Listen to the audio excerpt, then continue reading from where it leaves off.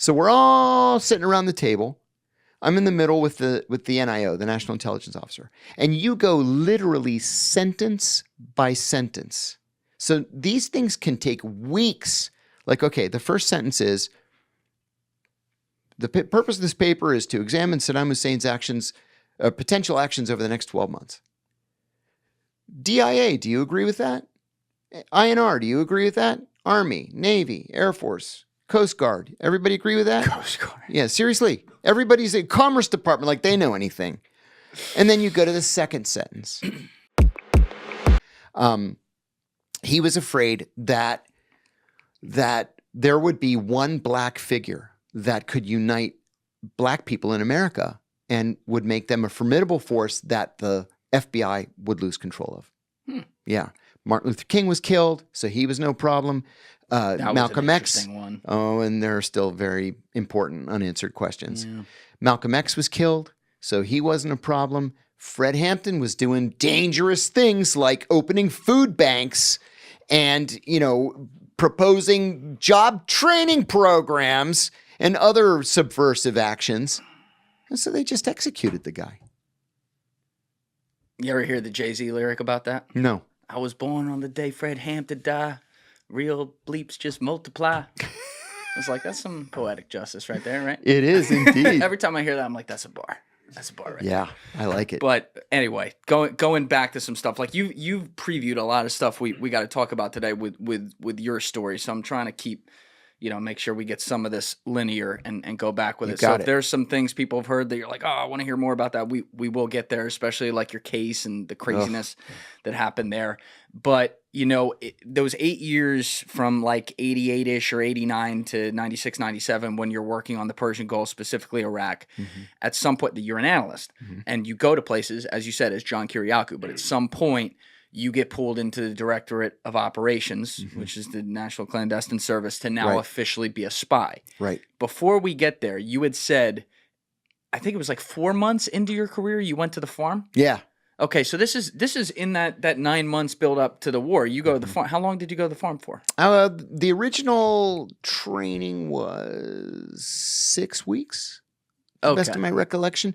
But then I went for like very specific operational training in 98. Okay, so let's stay with the farm for 1 second. Yeah. In those 6 weeks, did you get, the reason I was bringing it up is, did you get like real spy background there? None of it. Okay. It was all about writing for the president. 6 weeks of writing and more writing to make sure. So one of the things that the CIA is actually pretty good at is, you've got thousands of analysts, and every day you're writing the president's daily brief. It's briefed to him at 7 o'clock in the morning. And no matter which one of the thousands of analysts writes a piece, it has to sound like it's all coming from one person. So there's a very specific CIA writing style. In fact, when I wrote my first book, I gave it to my wife to read, the first draft, and she came back and she said, I hate it. Is this wife too? My wife too. And I go, really? And she said, honey, I have listened to you tell these stories 1,000 times, and this reads like a dry government report. She said, you have to start back at the beginning and write the way you talk. Yes. And I completely changed my writing style. I can switch back and forth now. But it's like writing like a lawyer versus writing. Exactly. Same thing. Yeah, so it was all about writing those 6 weeks. Then when I switched to operations in 97... What precipitated that? I was bored stiff. It was clear that Saddam Hussein was not going anywhere under the Clinton administration. And every day, I'll tell you exactly what it did. There was one precipitating event that made me say, either switch to operations or resign. I got assigned to write a national intelligence estimate, an NIE. Now, this is the most important document that the intelligence community produces. And it is the position of the entire intelligence community, all whatever it is, 19 intelligence organizations in the American government. So the National Intelligence Officer said to me, I want you to write this paper, and I want it to be called Iraq, Saddam Hussein's next 12 months. And I said, okay.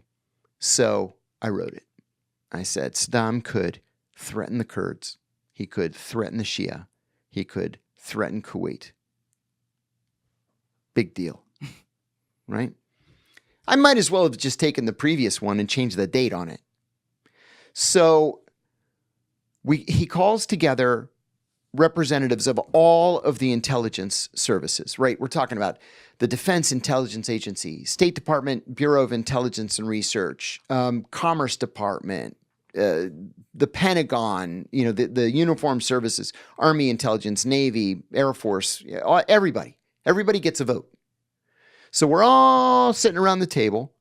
I'm in the middle with the NIO, the National Intelligence Officer. And you go literally sentence by sentence. So these things can take weeks. Like, okay, the first sentence is, the purpose of this paper is to examine Saddam Hussein's actions, potential actions over the next 12 months. DIA, do you agree with that? INR, do you agree with that? Army, Navy, Air Force, Coast Guard. Everybody agree with that? Coast Guard. Yeah, seriously. Everybody's a Commerce Department like they know anything. And then you go to the second sentence. We finished this paper in 4 hours. And the NIO says to me, that was the fastest coordination session I have ever gone through in my career. And I said, Ben, I'm ashamed of this paper. It says nothing new. It's the same paper as it is every single year, right? Nothing ever changes. I mean, and the thing is if you're asked to write an NIE, you're getting promoted. This is a very big deal. He goes, no, this is a policy problem. It's not an intelligence problem. You did what you were expected to do. And I said, I'm going to either quit or change to operations because I am bored to tears.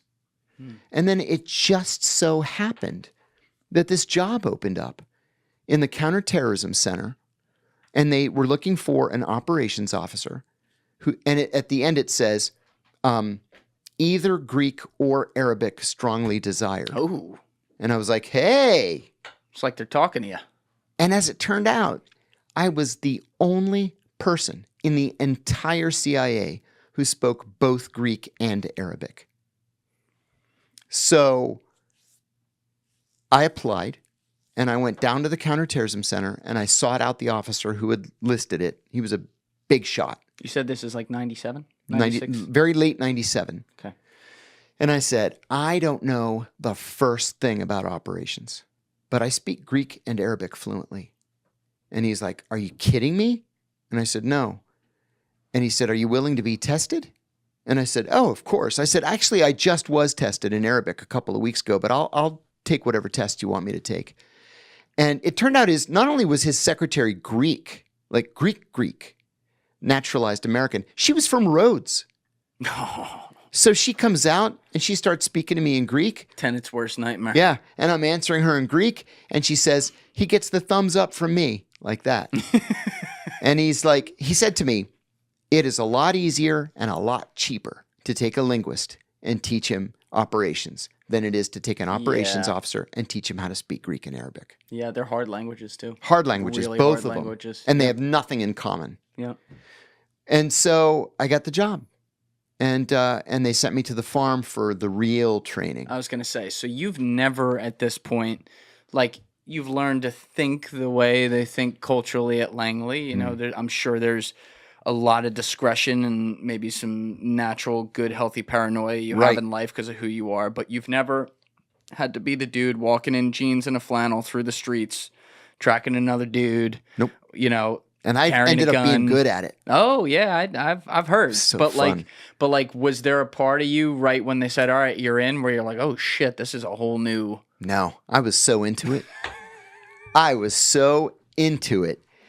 Disguises and dead drops and brush passes, and it was just all the stuff you see in the movies. You know, in the James Bond movies, there's always a scene where James runs into the CIA guy, right? Yeah. Because that happens every time. Like you go to a dinner party and you hear, "Hello, John." You're like, You "Fuck." say, "Fuck." "Hello, Nigel."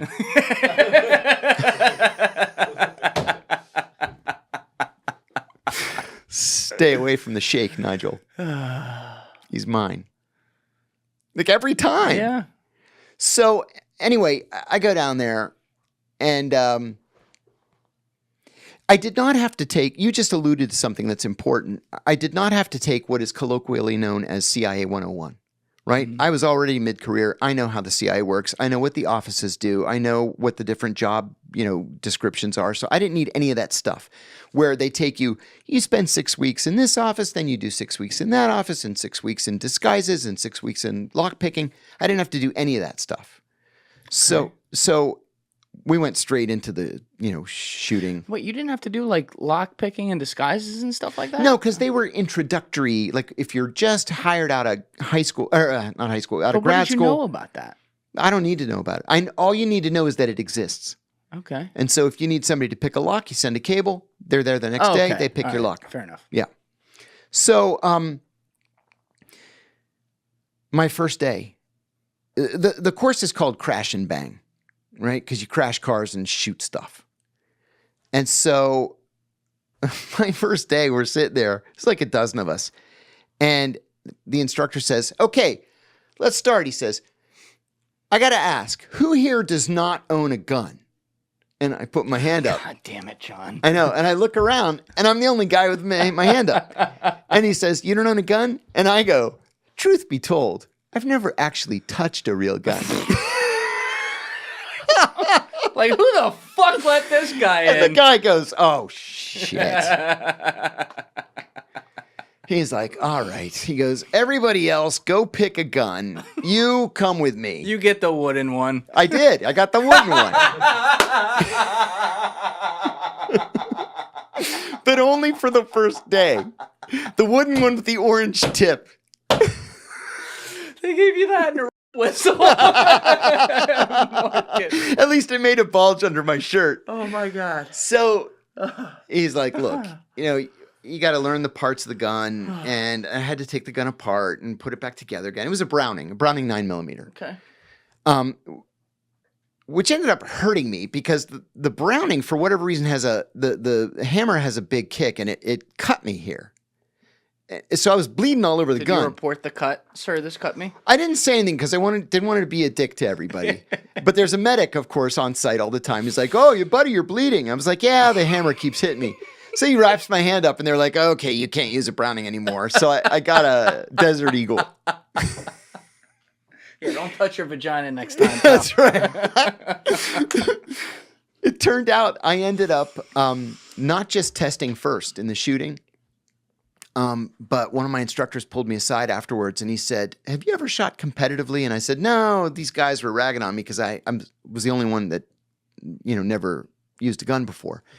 And he says, you could shoot competitively like skeet. And so I did. Wow. And then I ended up doing well. So you were a natural. I was a natural. I have very steady hands. Yeah. Did you have glasses back then too? No. I only got the glasses in my 40s. Okay. So you had good eyesight, steady hands? Yeah. I It's did always very the well. people who least want it that get the most of it. Isn't that the truth? Yeah. So, we certified in the 38, the 9mm, the pump action 12 gauge. And then we played around with rocket launchers and 50 cals and Oh, you got to play with rocket launchers. You Man. doing this in the fields in Virginia? yeah, Just chilling. Wow. those are nasty. And then we did something that was really cool. You've probably seen it on TV. You go into the shooting gallery, the shooting Yeah. house. Yeah. So you're walking, your instructor's right behind you with his hand on your shoulder, and you're using live ammo, and somebody pops up in the window, and it could be a guy with an Uzi or it could be a woman holding a baby. And you have less than a second to decide whether to shoot or not. Oh boy. Yeah. So I go through the shooting gallery, and you got to have the gun down, and you're like, bang, bang, bang, bang, right? Always the double tap. I ended up getting a 97. The reason why I didn't get 100 is because one guy, I hit him in the throat and the shoulder instead of the throat and the chest. Okay. But if you only have half of a second to get the two shots off, I declared victory and went home. Yeah. There was another thing. 97's a good score. 97 was good. Nobody else got that high. And then you use live ammo too out in the field where you use a car, you're in a car, and they shut the engine off remotely, right? And then somebody takes a shot at you. So you have to unbuckle your seatbelt, roll across the seat, get out the passenger side, lay on the ground, try to see where the shot's coming from, and then you have to shoot back. Well, it's a robot that's shooting you. I couldn't get a clear shot at the robot. So I put my head up a little, I shot out my own windows, and then I shot the robot. And I succeeded. I scored 100. The instructor's like, damn it, Kiriakou. That was my last decent car.